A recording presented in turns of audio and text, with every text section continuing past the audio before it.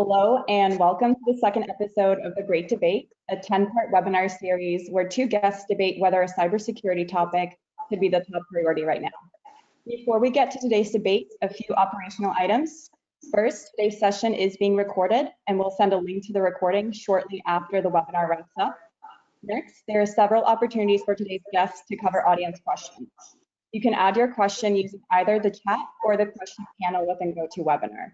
You'll also notice a poll right now asking you whether you're in favor or opposed to the statement. Patch and vulnerability management is the #1 cybersecurity right now. We'll tally the results and we ask again at the end to see if either of our guests changed your mind about the topic. Finally, we'll be making a $500 donation to each of today's speakers to a charity of their choice. And if you or someone you know is interested in participating in a future episode, please let us know by visiting the link that I sent in the chat. And with that, I'm going to share the poll results and hand it over to our moderator, Axonius CMO, Nathan Burke, to get started.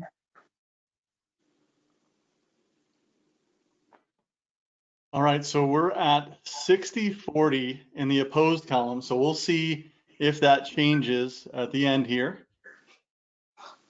Okay, great. So thanks, Anna. And today's topic is, should patch and vulnerability management be the #1 priority in cybersecurity right now?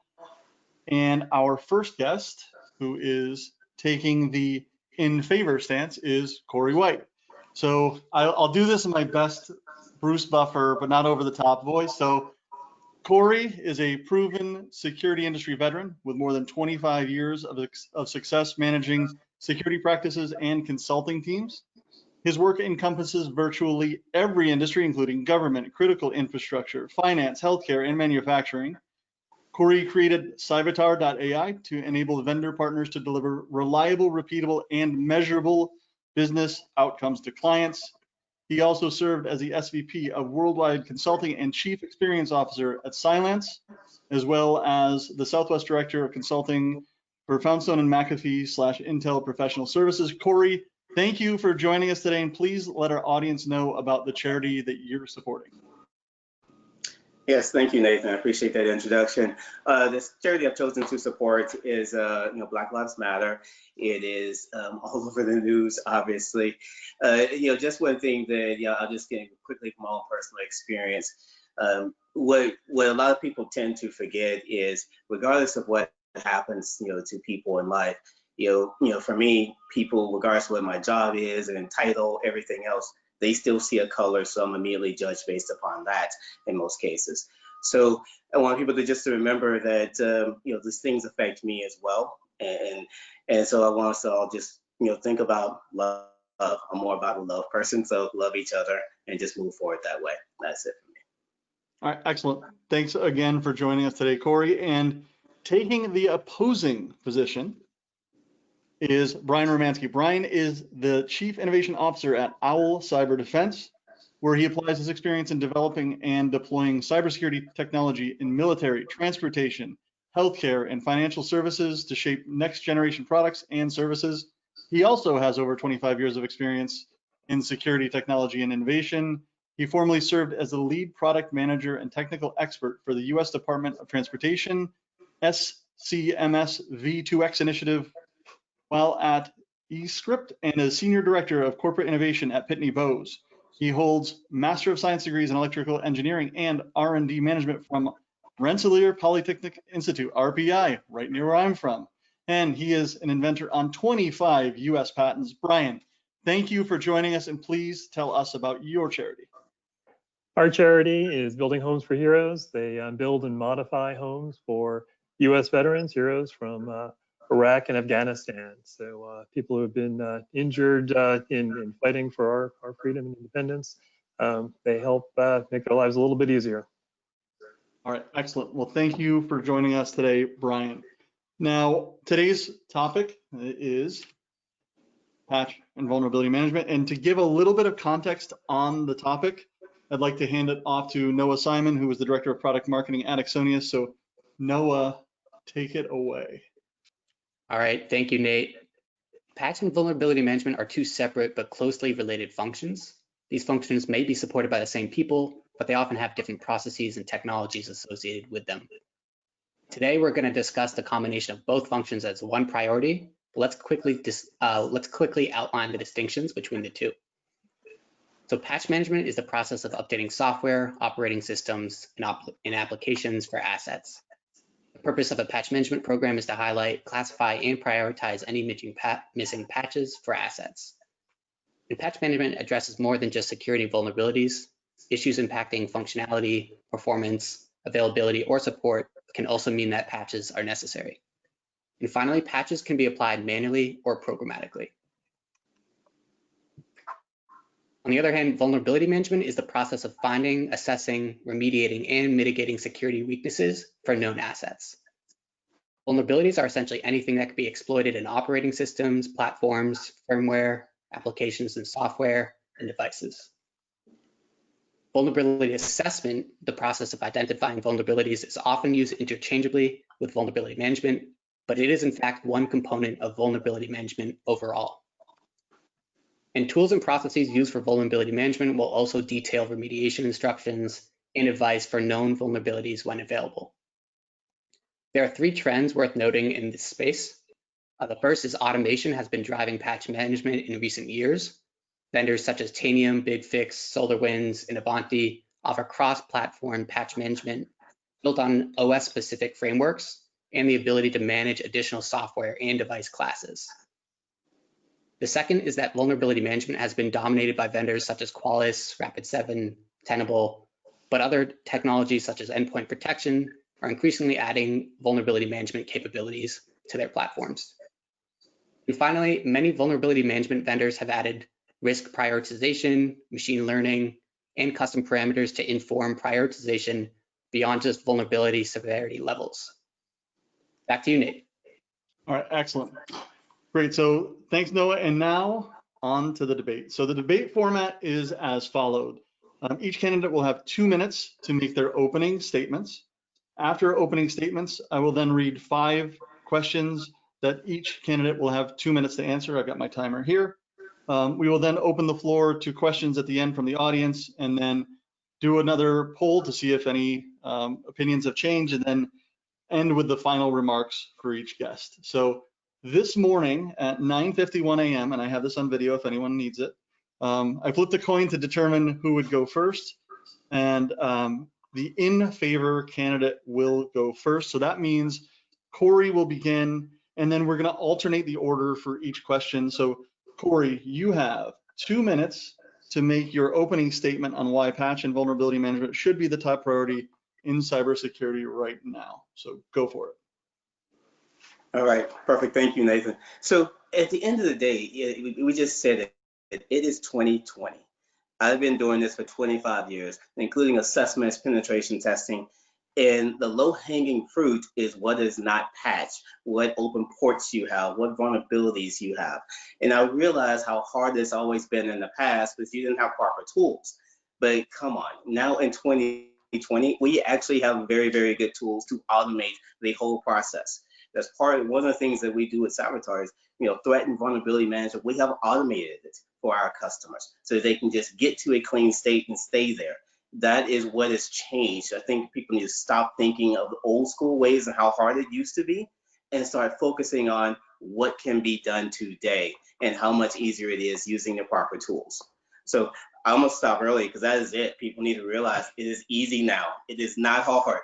It's easy to get done if you just have the right tools in place and processes. Okay.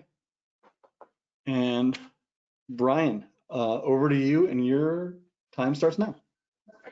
So I am fed up with the persistent calls from OS and software application vendors who want you to believe that it's completely normal that their software is repeatedly broken. And they expect you as a network operator to blindly apply patches to fix their broken releases. This is particularly true for mission critical systems and infrastructure applications, where the risk to human health and safety might be just as bad from a misplaced software update as it is from a remote attacker.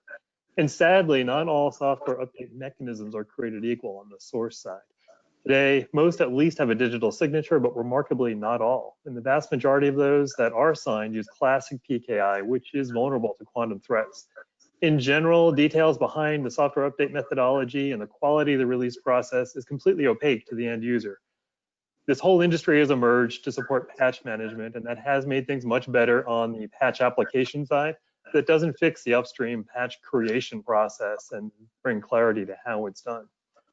A far better approach is to recognize that software-based systems are inherently fragile and vulnerable, and that exploits that will exist and persist against software. Instead of focusing on patch management and this patch management infrastructure, which is really just throwing more software on top of already broken software, focus on network segmentation and hardware-based security controls that can't be commandeered by an attacker.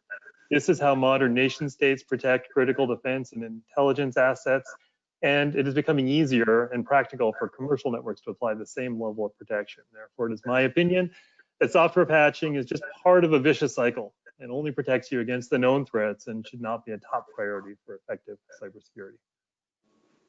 All right.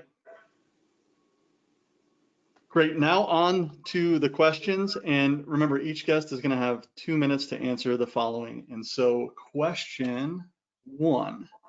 All right. So vulnerability management is the cat and mouse game of cybersecurity. There will always be major hardware and software vulnerabilities that could pose risk to an organization. And the question is it an inevitable cost of doing business for companies to spend time identifying and assessing assets with vulnerabilities, or is there an approach that can help teams get ahead of the curve and reduce resources in this area? So since we started with Corey, Brian, you go first. So I think it's inevitable that software will have vulnerabilities. We've gotten better over the decades at making better software. It's gotten incrementally better, and yet we still have hundreds of new certs that come out every year and new vulnerabilities found, sometimes in software that's decades old that's still out in use.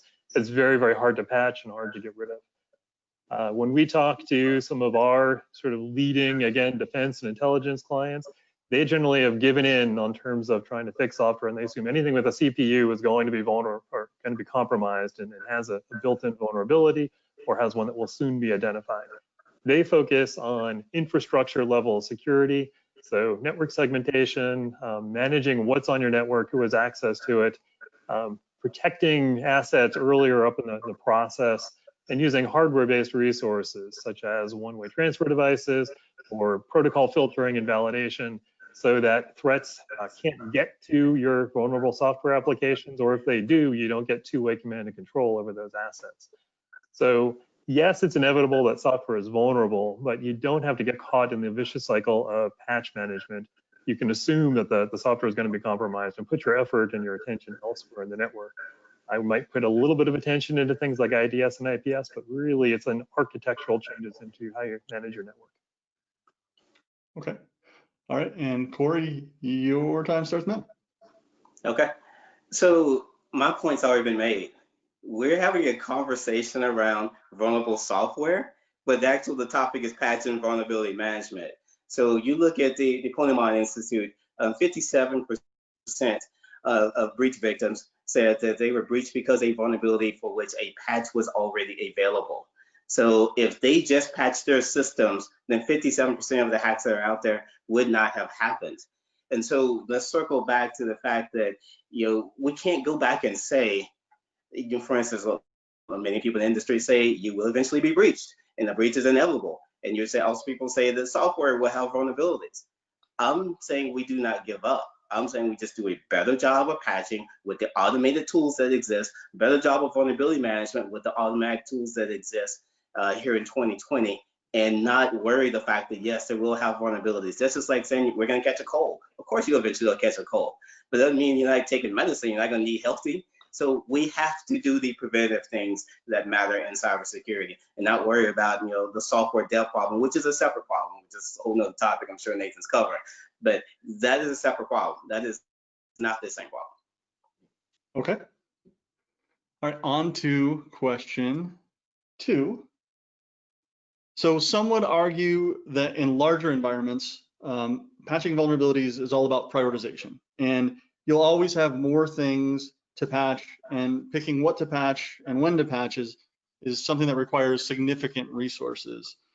And one thing I've said before is that prioritization is just a conscious decision about what you're willing to ignore. So when it comes to patch management, is prioritization the only way? And Corey, it's over to you for this question. Okay. Yeah, I come from old school, which is still new school. You have to do a risk assessment. You have to understand your assets and the threats and vulnerabilities associated with them. And especially if you have a larger environment, yes, you have a ton of stuff to manage. So yes, you don't want to patch a print server when you should be focusing on your main customer database. That's just, again, basic prioritization. So if a company has not done the risk assessment first, done the prioritization exercise, and focus their patching efforts on that, then you're wasting your precious time and resources. Now, secondly, what you also can do is you can automate the patching across your entire real estate. And so that allows you to have that prioritization in place built into an automated system. That's something we didn't have in the past. So now there are sophisticated patching tools that can build that into your standard processes. Okay, Brian, over to you. So, as I've already said, I think the top priority should be to put your emphasis elsewhere, right? So as Corey pointed out, if 57% of the recent advisories or recent attacks have come from systems that already had a patch out there, that means that over 40% of attacks are from new attacks that wouldn't be thwarted with patch management. So why don't you put your emphasis onto solutions that will actually solve the problem as opposed to a small subset or a fraction of the problem. In terms of prioritization, again, focus on broader capabilities that protect your network and protect your infrastructure, and assume that your software is going to be vulnerable, and get out of the cycle of chasing after patches. I agree that the patch management applications that exist today have made it easier to apply patches, to test patches, to apply them in a logical way and apply policy. That is a good movement. But again, you're relying now on more software to patch up vulnerable software, and you're handing over control of your network and control of these resources to applications that you don't have complete visibility into. So you're really abdicating some of your responsibility for protecting your network when you do that. Okay. All right, so this is my favorite question that we ask in each episode. And so as a CISO, or if you're advising a CISO, if you were given one additional headcount and $1 million to dedicate to solving vulnerability patch and patch management, where would you start? So for the in favor candidate, where would you start specifically as it relates to patch and vulnerability management? And for the opposition candidate, what would you prioritize instead, and specifically what would you prioritize? And so we'll start with you, Brian. So as I indicated earlier, the main emphasis that I would focus on instead of patch and vulnerability management is infrastructure security. So within the most secure networks, typically they focus on structural integrity. So network segmentation, and tracking exactly what traffic is on each network segment, what belongs there, what doesn't belong there, whitelisting explicitly what traffic is allowed and what type of protocols are allowed. Typically in a conventional IT environment, you have to deal with the fact that you have multiple applications, multiple protocols. But as you get into more critical assets and selective into mission critical applications, you can usually narrow down very clearly what traffic is allowed in any subset of a network, what applications are allowed in different segments, and you can start to allocate resources based on what mission needs to get done. I would add, within the realm of patch and vulnerability management, one area that I would make some investment, where I think some of the existing systems are weak, is in validating new code before you bring it into your system. So again, if you have a well-segmented network and you do choose to patch an existing system, knowing that the code that you're bringing into your network is clear of any threats and has gone through a proper release cycle, it's often unclear how to do that. Different vendors have different mechanisms of protecting their code, different mechanisms of announcing what releases are out there.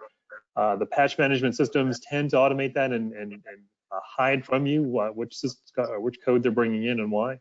I would make that more clear and make that more explicit, and put policies in place as to how you bring code updates into your secure network. Okay. And over to you, Corey. Sure. I'm gonna hit it from two different angles. One, if you have one head count and $1 million, absolutely, you got to start a risk assessment, prioritize your efforts, and patching would be, one of those priorities. But let me look at it. Let's look at this differently.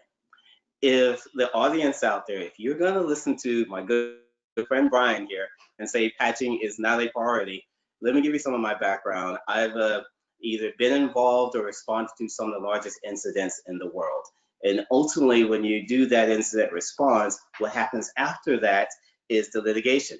So when those companies are sued, then the lawyer's going to come in, and guess what they're going to ask? They're going to do all the due diligence to look at everything. And when they see that you didn't do patch management or vulnerability management properly, and that's what led to the exploit, guess what? If you're the CISO of that company, you just probably lost your job and your company lost that case.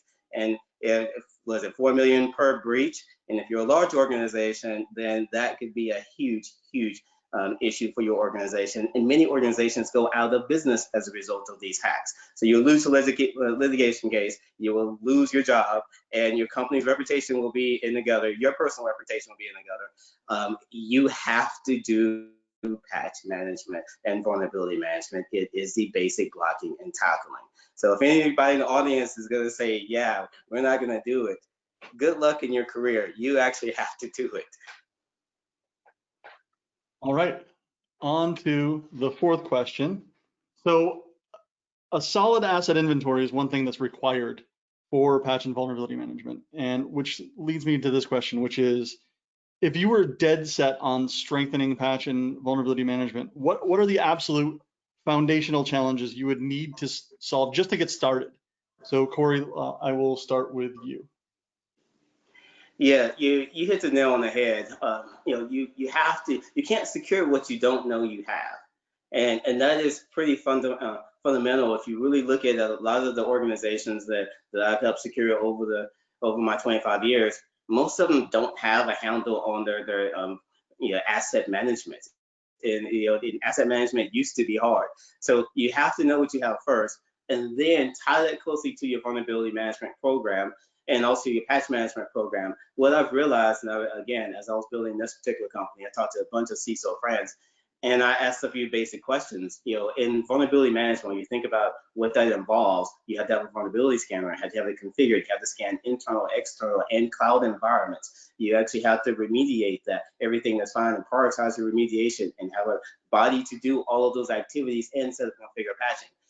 Guaranteed, everybody fell down somewhere along that line, where they were not doing the proper pieces to vulnerability management or patch management. So you actually have to build out a whole program there. And I really think where most companies fall down is somewhere along that process. They may have a scanner, but not proper patching, or they may have patching and not proper scanning and not proper remediation. So you have to solve the whole problem of vulnerability management. You can't do just one piece of it. All right, and Brian, over to you. So what I hear from my esteemed colleague, Corey, is that if your primary interest is in protecting yourself against litigation and you want to protect yourself legally, then patch and vulnerability management might be the place to put your primary effort and something you absolutely have to do. If you actually want to defend yourself against meaningful attacks and a broad array of attacks, not just the ones that have already been published and put out there for the script kiddies to copy, then you really need to put your emphasis on other parts of your network and infrastructure. Now, to your question, if you wanted to strengthen patch and vulnerability management, what are the fundamental challenges? Again, as I said earlier, I would focus on the release process. So again, not all patch management and vulnerability updates are created equal. In the automotive industry, they've done a pretty good job actually of putting in releases where there's multiple signatures on the code that is used to update software in a car. They tend to do it where there's a quality control sign off, there's a test validation sign off. So you have multiple stages in the release process. And then when a patch is actually applied, you check all those independent signatures. This avoids a single point of failure in the release process so that you can't have a compromised key that then becomes a backdoor to compromise your system. So that would be one big change on the upstream side. On the downstream side, it's really about testing. If you really are going to bring in patches to your network and apply them to your system, put more emphasis on testing and validating that the code you're applying really is fixing a problem and not creating new problems for you in the process. Again, many patch management and vulnerability management systems do this to some degree, but they tend to be more generalized. So I would add more application-specific and location-specific testing to those patch management solutions. All right, so that brings us to our fifth and final question here before we get to the audience questions. But the title of this session is, should patch and vulnerability management be the #1 priority right now? But I think it's a little bit more nuanced than that. And the final question here is, what kind of organizations should be prioritizing patch and vulnerability management right now? And conversely, what types of organizations should focus on other things? And I think, Brian, you brought up a good point, speaking about the automotive industry specifically, but then there's also the other dimension of those companies that have been around for 200 years and have lots of legacy systems versus a company that's getting started right now that may be, all cloud first, zero trust, whatever. So I think there's a little bit of nuance to this to understand what kind of company really should be prioritizing right now versus those that can focus on other things. So let me start with you, Brian, on this last question. Yeah, it's a great point about the types of organizations and the breadth and scope of types of companies really is at the core of this debate, because I think if you're focused on what I'd call conventional users, a pool of users who have laptops, desktop machines, multiple applications, can download and install multiple apps, maybe you have to bring your own device. There is an environment where, protecting yourself against the routine type of attacks is really important, because you're going to see a lot of them. As I've hinted at earlier in my talk, a lot of what we focus on is application-specific types of use cases, things like critical infrastructure, automotive, defense, healthcare. If you're in an application where you can narrow down the types of traffic that you expect to see in your network, the types of threats that you expect to see, the types of risks that you're trying to protect against, then you shift your emphasis quite a bit, right? Patch and vulnerability management is a nice to have, but certainly not critical.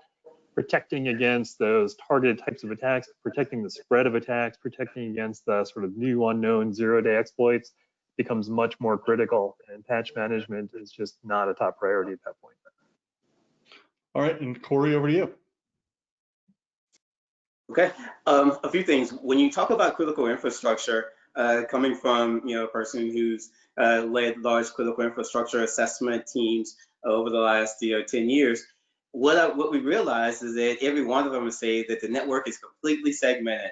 There's our OT and IT environment, you're completely segmented. When we get in there, it's never the case. There's always some way into that environment. So if you listen to Brian and you go in and you say, hey, OT, completely segmented, there's very sensitive systems there. We cannot patch them. We can't do anything with them. And I do agree, there's risk. You obviously have to be very, very careful. You just can't apply vendor patches to that environment.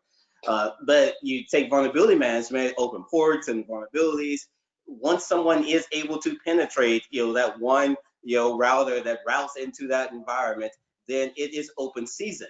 And so that is what, hackers are looking for.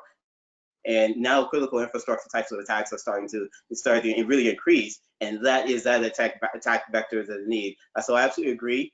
Network segmentation first, but once you get in there, it being open season, there needs to be some type of controls applied to those environments. And again, being very, very careful there. Now, to the specific question, types of organizations, it really comes down to there's all different types of organizations. You really got to do that risk assessment and prioritize your risk. You can't, say one size fits all for any type of organization. Once you prioritize your risk, that's what's going to dictate your overall cybersecurity strategy.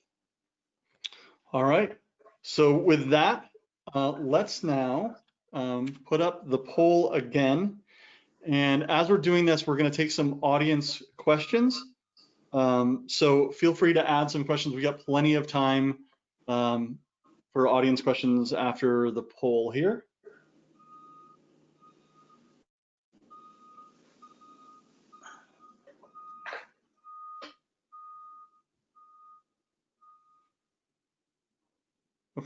So why don't we leave the polling open? Oh, actually, never mind.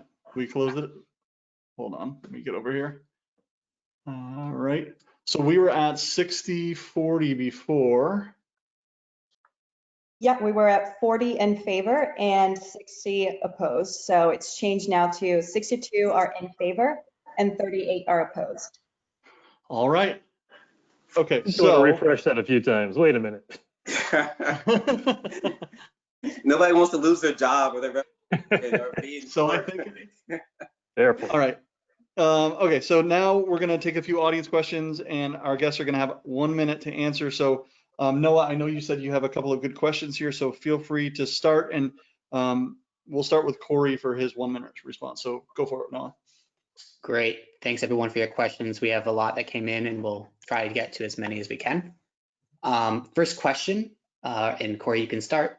Many spectacular attacks like Stuxnet, the Sony Attack are based on zero-day vulnerabilities by which are not patchable by definition. Does this support the notion that you're better off investing in infrastructure, privileged access management, and things like zero trust rather than patch management? You got to have a comprehensive cybersecurity program in place. And yes, 0 days is a big part of what is happening out there. But at the same time, you have to have a way to monitor your environment, get proper alerting around what is going on, and also lower your attack surface in what you'll see in your environments. And if you're able to have proper controls around your environment, you will see these types of attacks.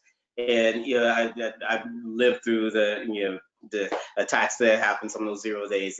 And I talked to many customers, and a lot of them came back and they said, hey, we had a comprehensive program, we were ready, we responded, and we got it resolved really quickly. Others, at the time I was at Silence, used our preventative technology. They were able to stop the attacks from ever happening. So it just speaks to the newer technologies that are out there really can change this paradigm. And I really think the legacy mindset that at least I used to even have, we have to get out of that and start using some of these newer tools and techniques to prevent these 0 days. All right, Brian, to you. Yeah, I mean, it exactly supports my point, right? So the presence of zero-day exploits reinforces the notion that chasing after yesterday's attacks and trying to patch the systems is an endless cycle. So instead, protect against real threats against your network. Do start with that risk assessment. Understand what types of threats are really meaningful against your system. What types of attacks would really be harmful, and protect your infrastructure against anything and everything that can happen. Assume that your software will be vulnerable. Assume that if somebody does get command and control over a system on your network, that they're going to use it to their advantage, and be extremely vigilant against that. This protects you against yesterday's attacks and tomorrow's attacks that have not yet been identified. Awesome. Second question here. Should patch management be outsourced if you don't have enough staff to handle it internally? Let's start. So we can start with you, Brian. Yeah, I would hesitate to do that. I mean, so again, patching a system is it's a big deal if you're allowing somebody to come into your network and apply a patch to a system. They might not understand the implications of the impacts that patch may have. How confident are you that they actually tested against all the use cases that you have on that system at the moment, so that they're certain that the patch isn't going to bring down some capability that you're dependent on? So I'd be very hesitant to do that. As I've said, I wouldn't make patch management a #1 priority, but I'd also be hesitant to outsource it to somebody who may not appreciate the risks involved in bringing new patches into your network.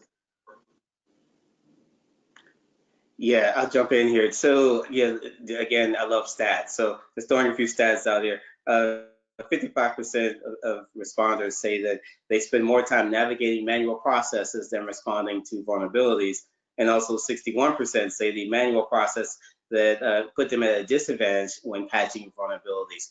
So the answer to that is really, if you have a vendor that is able to put together those processes, and that's what they do day in and day out, and integrate with your existing processes. Understand what your team actually needs, some of the constraints that you may have, the risk to those individual systems. I venture to say that they'll probably be better than the internal resource who has 1,000 things to do, is overwhelmed, and they still have to patch, which ultimately leads to the reason why they don't patch in the first place, because they don't have time to put proper processes in place. You outsource it, and someone that's all they do, and they're responsible for that, then you're going to get better results, given you choose the right outsourcer to do it. Okay, I think, no, we've got 2 more questions before we'll do the final remarks. Yes, absolutely. And thank you everyone for your questions. And the next one will be, how do Corey and Brian suggest we balance applying a patch and the risk applying to, how do we balance applying a patch, and the risk applying a patch to the environment? What if a patch fixes one bug that breaks everything in your operation? Yeah, I'll start there. And that's a common challenge. And you take a standard dev environment. You want to have your test and dev environment before you apply any patches into a production environment. So testing it out first and having, again, it's about part of the process. Hey, we're going to apply this to our dev environment, do testing, let it run for a week or whatever time frame makes sense to you, and then once everything looks good, then we're going to apply it to our production environment. And those, again, are just standard best practices to prevent those type of impacts. Yeah, and I will say that reinforces one of the points I've been trying to make, that applying a patch is sometimes as risky as not applying a patch, and weighing that trade-off is difficult, and that's why if you have a working system, I would put the emphasis somewhere else in terms of how to protect your cybersecurity. I will make one quick example, which is a bit of an obtuse example, but I think it's informative, where today with the COVID-19 pandemic, there's a lot of work being done to rush out a vaccine against the pandemic, and there's a lot of concerns that we're going to make that same exact trade-off for us. We're going to rush out a vaccine, and more people might get sick from the vaccine than from the virus itself. And yet we make that same balance on the cybersecurity world, where we go exactly the opposite. We're quick to rush to put a patch out there, perhaps with very light testing or minimal testing. And I think it's just interesting that when your health and safety is on the line, people side one way, and when it's a system and a remote system, they side the other way. And yet at the end of the day, if it's a critical infrastructure system, it still may impact health and safety at the end of the day. So we should be equally vigilant on both sides.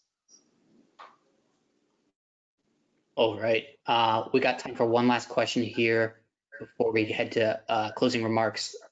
Should patching of firmware on hardware devices be monitored as closely as let me read this again. Should patching of firmware and hardware devices be monitored as closely as patches for software? So I think that's Brian first, right?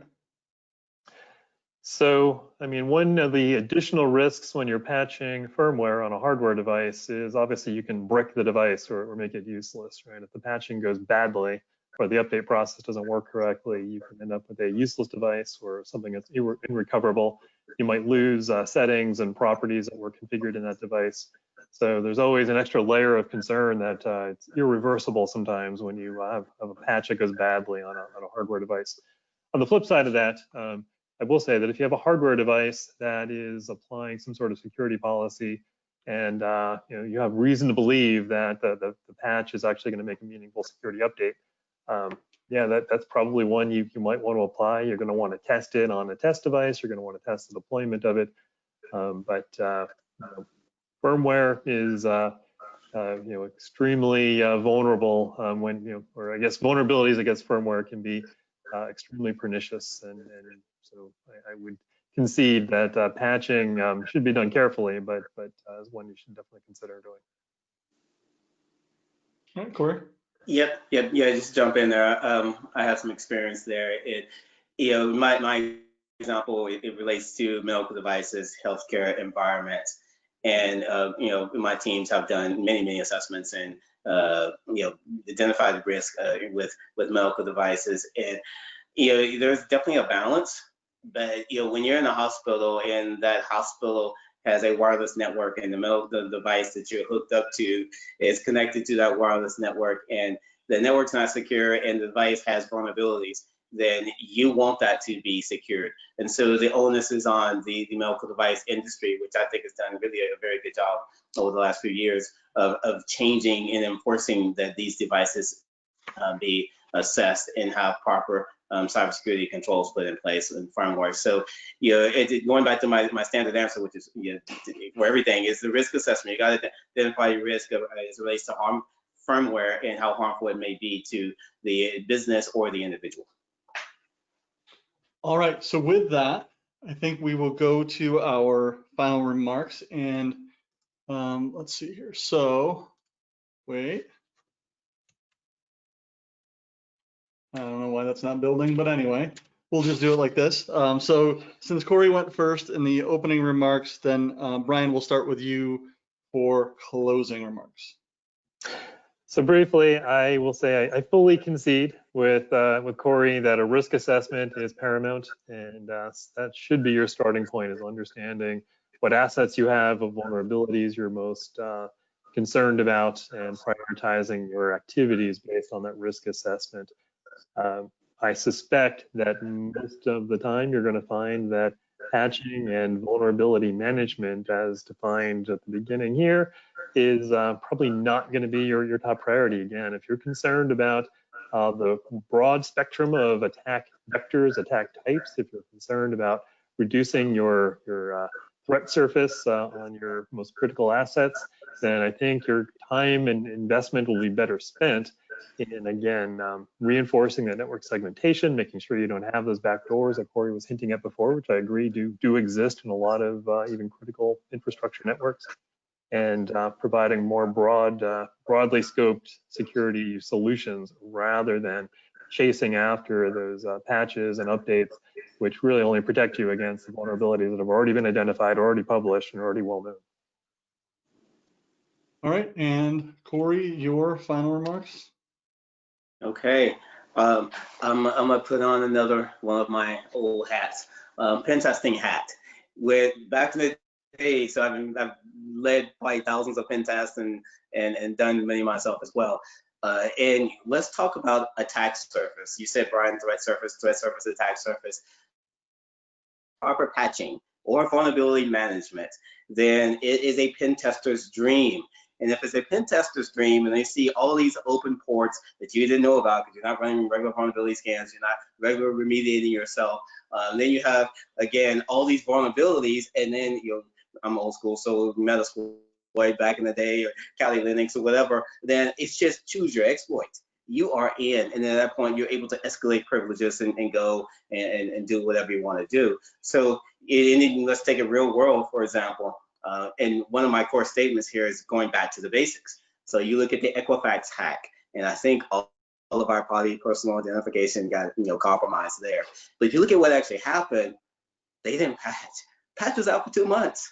And if you look at the overall attack, they weren't doing vulnerability management because a scanner would have found it. If they'd done the remediation and patching of that environment and closed the open ports to the internet, that would not have happened. So if you want to keep your PII private and not have to go and look at credit reports every single week or whatever you have to do, then yes, you have to do patch and vulnerability management and have a comprehensive program in place. Otherwise, it'll be the pen tester's dream and the hacker's dream to attack your company. All right, thank you. Anna, over to you. Great, and that concludes our second debate. We'd like to thank both Corey and Brian for participating today. We'll be sending a link to the recording, and be sure to join us on September 15th, where Denny Jenkins and Sammy Sabri will be debating whether threat hunting should be the top priority in cybersecurity. This series is sponsored by Axonius, the cybersecurity asset management company that gives customers a comprehensive asset inventory, uncovers security gaps, and automatically validates and enforces policy. To try Axonius free for 30 days or to get a demo, go to axonius.com.